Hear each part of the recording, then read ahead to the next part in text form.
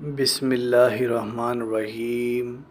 السلام علیکم وظائف میڈیا کے پیارے دوستو، میرے پیارے دوستو، میں امید کرتا ہوں کہ آپ سب خیریت سے ہوں گے اور اللہ رب العزت کی رحمتیں برکتیں سمیٹنے میں مشغول ہوں گے۔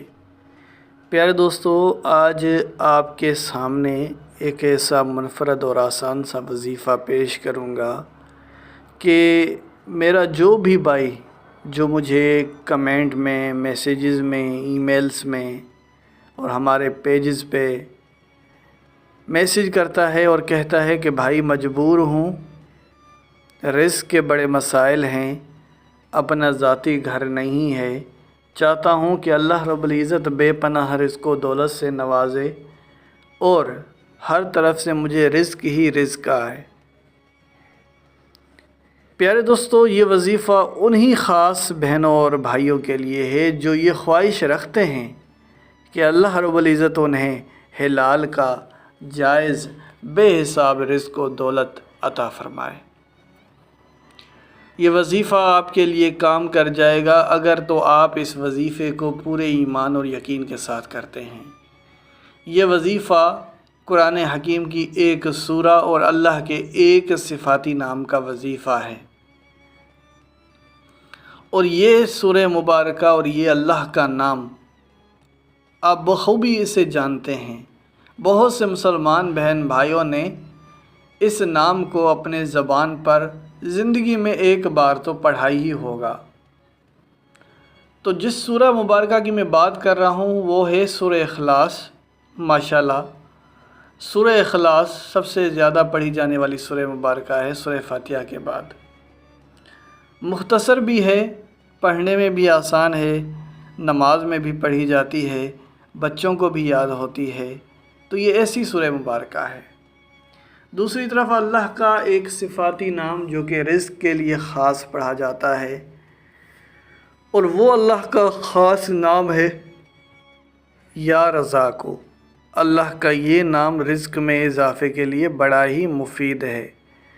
اگر ہم سورہ اخلاص کی بات کریں، بے شمار وظائف آپ کو ملیں گے جس سے رزق میں اضافہ ہوتا ہے، اور اگر ہم اللہ کے اس صفاتی نام یا رزاق کی بات کریں تو بے شمار آپ کو اللہ کے ایسے نام ملیں گے جو اس پر مبنی ہیں، یعنی وظائف جتنے بھی ہیں اللہ کے ان ناموں سے اور سورہ اخلاص سے بھرے ہوئے ہیں۔ اب یہ دونوں ہی چیزیں یعنی سورہ اخلاص اور اللہ کا نام یا رزاق جب ایک وظیفے میں آ جائے، یعنی ایک ہی وظیفے میں یہ دونوں چیزیں پڑھنی ہوں، تو آپ اندازہ لگا لو کہ یہ عمل کتنا بڑی برکت والا ہوگا۔ اس کا کوئی عام مسلمان تو تصور بھی نہیں کر سکتا۔ بہرحال یہ وظیفہ آپ نے کیسے کرنا ہے یہ آپ جان لیں۔ گھر میں کوئی بھی ایسا شخص جو متقی اور پرہیزگار ہو۔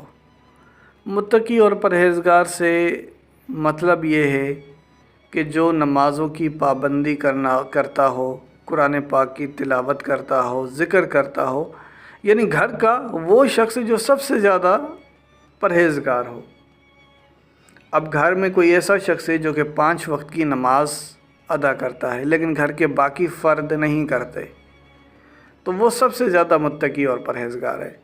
آپ سب کی نظر میں بھی تو کوئی ایسا شخص ہوگا آپ کے گھر میں، آپ کے گھر میں ایسا شخص ہوگا جسے آپ سمجھتے ہوں گے کہ یار یہ شخص عبادات کی طرف زیادہ مائل رہتا ہے، قرآن پاک کی تلاوت کرتا ہے، غریبوں کا بھی خیال رکھتا ہے، تو وہ شخص یہ وظیفہ کرے تو زیادہ بہتر ہے۔ لیکن یہ شرط نہیں ہے، کر تو کوئی بھی یہ وظیفہ سکتا ہے، لیکن کہنے کا مطلب یہ ہے کہ گھر کا وہ فرد اگر یہ وظیفہ کرے گا تو زیادہ فائدہ ہوگا۔ کرنے کو تو کوئی بھی یہ وظیفہ کر سکتا ہے، تو کرنا کیسے ہے یہ بھی جان لیتے ہیں۔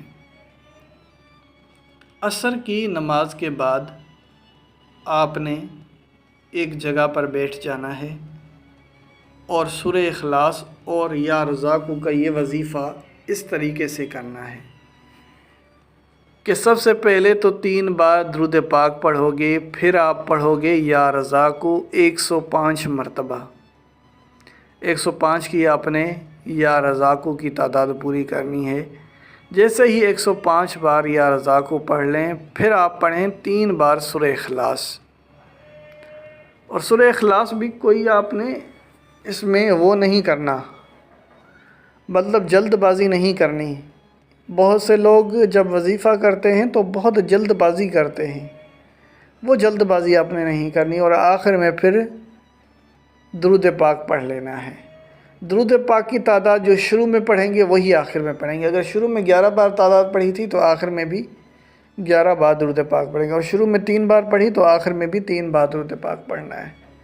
بس یہ اتنا سا وظیفہ ہے۔ اب آپ مجھے بتائیں یہ وظیفہ کون نہیں کر سکتا؟ ماشاءاللہ ہر ایک مسلمان بہن بھائی اس وظیفے کو بڑی آسانی کے ساتھ کر سکتا ہے۔ تو جب آپ اسے بڑی آسانی کے ساتھ کر سکتے ہیں تو کیوں نہیں کرتے؟ تو یہ لازمی آپ یہ وظیفہ کر لینا، اور دعا کے لیے پھر ہاتھ کھڑے کرنا۔ جو بھی آپ کے رزق کا بڑے سے بڑا مسئلہ ہے اسے اللہ کے سامنے رکھنا۔ جیسے کہ آپ میں سے بہت سے ایسے مجبور لوگ ہوں گے جو 2 وقت کا کھانا کھانے پہ مجبور ہوں گے، تو ایسے شخص اپنے رزق میں اضافے کے لیے اللہ سے دعا کریں کہ اللہ رب العزت ان کے رزق میں اضافہ کرے، کبھی ان کے گھر میں غربت نہ آئے۔ اور کچھ لوگ اپنے ذاتی گھر کی خواہش رکھتے ہیں تو اللہ سے دعا کریں کہ اللہ رب العزت انہیں ذاتی گھر سے نوازے۔ بے شک یہ عمل اتنا بڑا ہے کہ ایک گھر کیا آپ کو 5 گھر بھی مل سکتے ہیں، کیونکہ آپ تو اپنی اوقات کے مطابق مانگتے ہیں، لیکن اللہ رب العزت آپ کو اپنی شان کے مطابق عطا فرماتا ہے۔ انسان اپنی اوقات کے مطابق ہی مانگتا ہے۔ پیارے دوستو، آپ جب دعا کریں گے اور رو رو کر گڑ گڑا کر اپنے جائز حاجت کے حصول کے لیے دعا مانگیں گے تو انشاءاللہ مجھے یقین ہے اللہ رب العزت آپ کی فریاد کو ضرور سنے گا۔ چاہے آپ نے جس بھی چیز کی خواہش رکھی ہوگی، اللہ رب العزت آپ کی اس چیز کو پورا فرما دے گا۔ اور دوسری بات یہ کہ کوئی بھی آپ وظیفہ کر رہے ہیں تو وہ دوسرے لوگوں کے ساتھ زیادہ سے زیادہ شیئر کریں تاکہ زیادہ سے زیادہ لوگ اس سے استفادہ حاصل کر سکیں۔ میرے پیارے دوستو، یہ ویڈیو ہماری ایک چھوٹی سی کاوش تھی، پسند آنے پر سے دوستوں کے ساتھ شیئر کریں۔ اگر آپ لوگوں کو کوئی سوال ہو تو میں کمنٹ کریں۔ اسی کے ساتھ زیادہ چاہوں گا، اپنا بہت سارا خیال رکھیں۔ اللہ حافظ۔